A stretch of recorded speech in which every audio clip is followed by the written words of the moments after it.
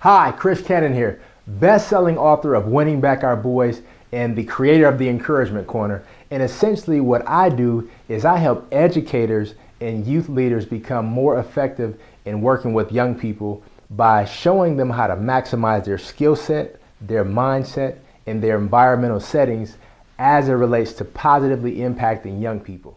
If you've worked with young people for any period of time, I'm sure you would agree that working with young people at times can be very challenging, it can be difficult, and it can even cause you to question your effectiveness at times. Have you ever been in a situation where you try to communicate to a young person, and no matter how hard you try to communicate, it just seems like they continuously appear to be apathetic, like they don't care what you're saying, even though you understand that the information that they're sharing is only going to help them? Or have you ever been in a situation where you try to connect with a young person and form a closer relationship, and it seems like the closer that you get, the more they push away from you, because you understand that in order to positively influence them, you need to have a connection.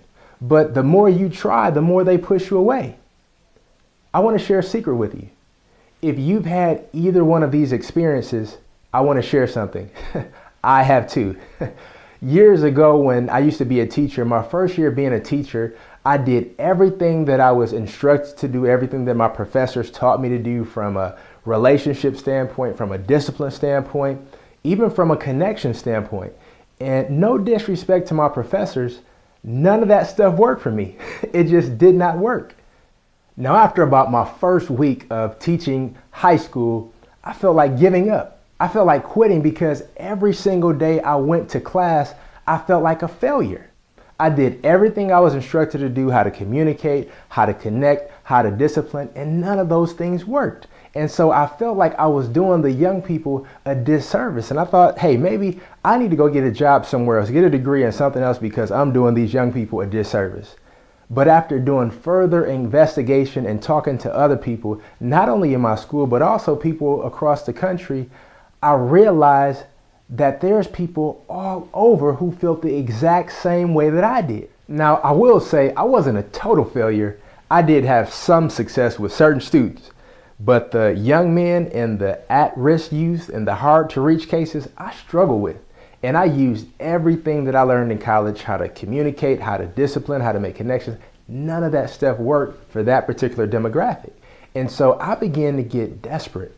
And out of my own desperation and frustration, I began to look for solutions. So I began to read everything I can get my hands on. I started to study people, and I started to seek out different people across the country who had success with the demographic that I was struggling with. And I tried to learn everything that I possibly could from those particular people so it can help me in my particular situation that I was drowning desperately in, and I was looking for some answers.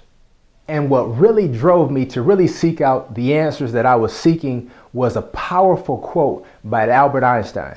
He said the definition of insanity is to do the exact same thing over and over again, but expect a different result.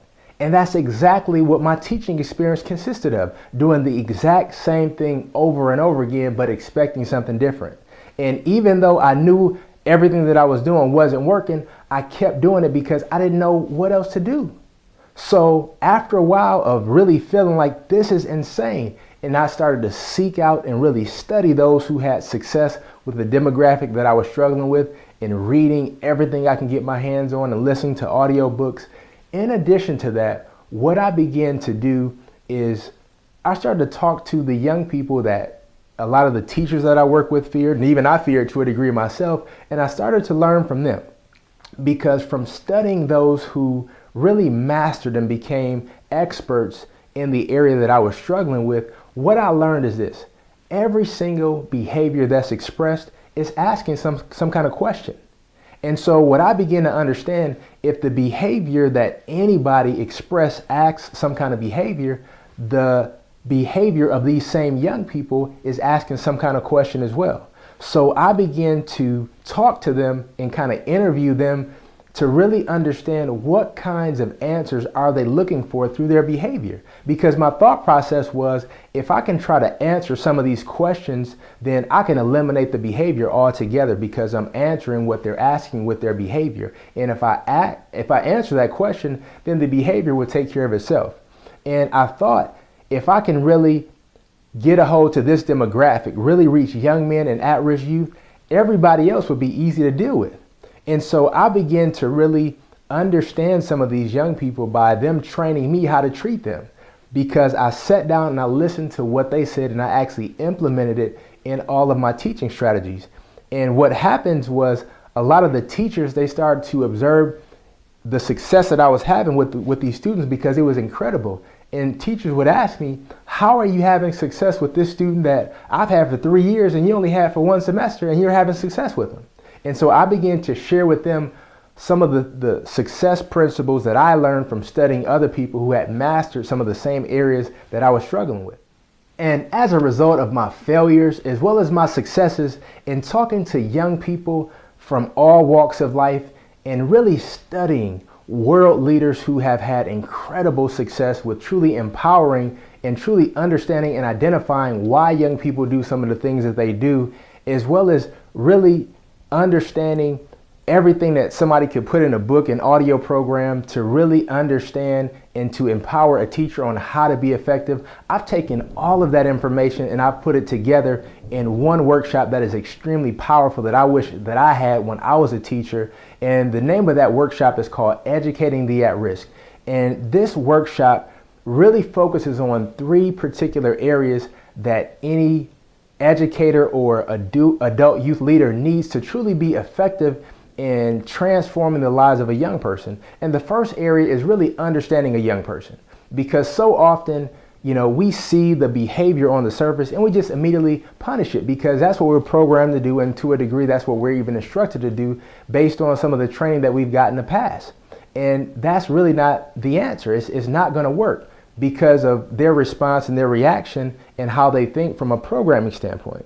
And the second area is how to effectively communicate, because I'm sure you have great information, but if you can't effectively communicate the information that you want to get across to young people, you're really doing them as well as yourself a disservice, because you have something that's extremely powerful that can enhance and help their lives, but you can't effectively communicate it to them to get them to understand why it's important for them to accept it. So effective communication is extremely important. And the third area is, how do you positively influence young people? Because you can understand a young person, you can understand how to effectively communicate to a young person, but if you can't positively influence a young person, you're going to have a very difficult time getting them from where they are to where you want them to be. And so those 3 areas are really the focus of this new empowering workshop called Educating the At-Risk. And I can tell you from experience, and I'm sure you would agree with this, most leaders, as it relates to young people, are the at-risk population. And so if we can get them, if we can truly impact the at-risk population, they're going to positively lead everybody else, because you understand, just like I do, the at-risk population, they're going to positively or negatively impact tons of people that you and I, we may never come in contact with. So if we can really get a hold and understand and positively influence this demographic, then we're going to reach far more people than we may never even see, which is an incredible thing. And that is our goal and our mission as educators. And from traveling the country, I still see so many adults using an old model and an old approach to reach a new generation. And you still have some adults that they try to be a young person's friend, failing to realize that that is the last thing that a young person wants. Because in their mind, they have enough friends already, but 2, they desire structure and they desire discipline. And if you are an authority figure and you're trying to be their friends, they understand that you don't really have any high expectations for them, because when it comes to their friends, they understand that they don't have to do anything to change their lives for their friends. There's not really a whole lot of high expectations placed on them by their friends. So when an adult tries to be a young person's friend, it might look cool on the surface or whatever, but really young people despise that. And you also have adults that as soon as a young person does something wrong, the first thing that they do is they punish them, from a programming standpoint as well as a reactive standpoint, failing to realize that that's not going to work. It hasn't worked and it never will work. Because again, it's an old approach to reach a new generation. And the old approach, it's not going to work anymore. And so what happens is when adults try to really quote unquote make an example out of young people, what they really do is they spread a negative message to the masses. They're not really making an example in terms of what not to do from a disciplinary and a correction standpoint. They understand that, listen, I'm not going to be dumb like this person. I'm going to be more strategic and not get caught like them. That's the message that's being sent. But it's also sending a message that, you know what, you don't care either, because you're not even trying to understand why I did what I did and what's going on with me. You're just like everybody else, but you're just more extreme with your discipline. And so that is the mindset of a lot of the young people. So when adults try to use an old approach and an old method to reach a new generation, it just further erodes the relationship between the two. And what's really needed to transform today's at-risk youth, if you will, is a paradigm shift. To really change their thought process and their behavior, there needs to be a paradigm shift. A paradigm shift in their thinking and a paradigm shift in their behavior. And there's really only two ways that someone can implement a paradigm. And the first way is immediate emotional attachment. When it comes to young people, there has to be some kind of emotional connection to something that they care about to truly change them. So when it comes to an adult who is working with a young person on any level, to truly change or transform that young person, you have to find something that they care about, something that they have an emotional attachment to, and you have to attach what they care about to that emotional leverage that you can use. The second way to really change a paradigm shift is repetition. And you can look at any successful or person that's a failure, and you can attach habits to what they do because that's their repetition. Because I'm a firm believer that we don't determine our future. We determine our habits, and our habits determine our future. So when it comes to truly making a paradigm shift in a young person, number one, you have to find something that they care about. Find something that you can emotionally attach to something that they care about. And secondly, there has to be some kind of habit to put in place to cause them to feel empowered to the point where they would actually change their behavior over a period of time because they've formed a habit that's going to lead them to success and not failure. But even if it's something related to emotional as well as a habit, it has to be all tied to their values and their belief system. Because so many young people today, they don't understand that they actually have something of value. That's why they live as if they have nothing to lose. But they have to understand that they have a lot to risk.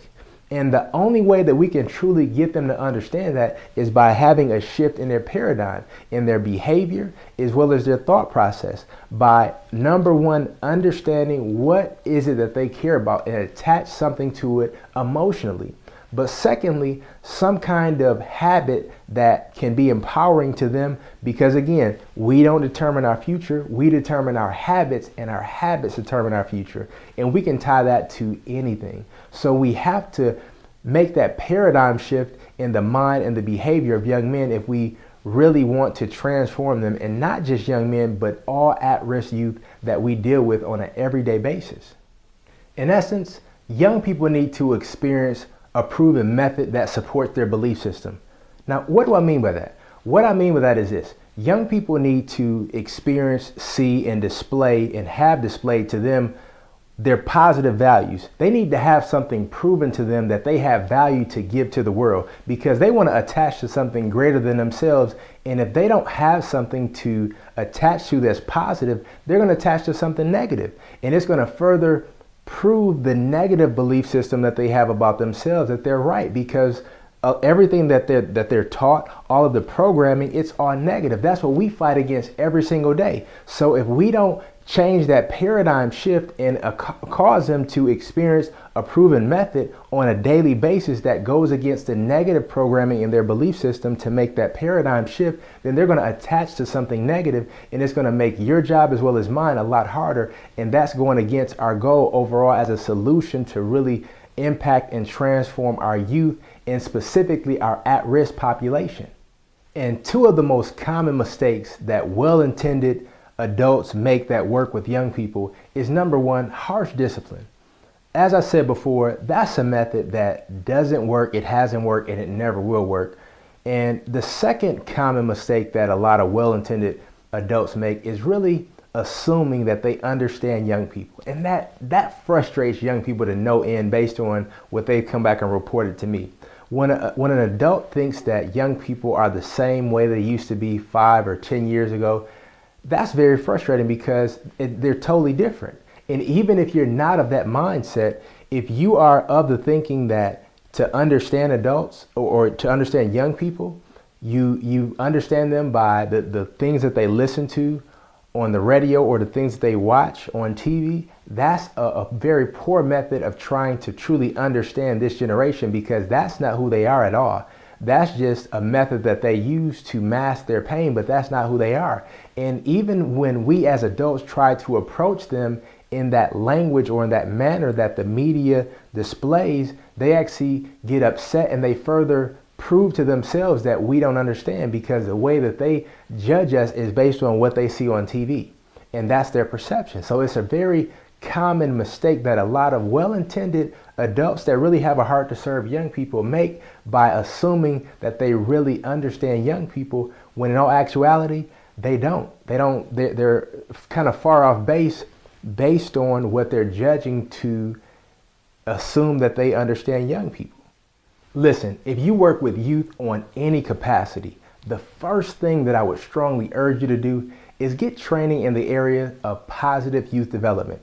Because if and when a young person responds and reacts to something, you want to be empowered and equipped to understand, first off, that every behavior is asking some kind of question, and you want to be empowered to answer the question with their behavior to not cause further conflict. The second thing that I would strongly encourage you to do is get training in the area of positive, effective youth communication.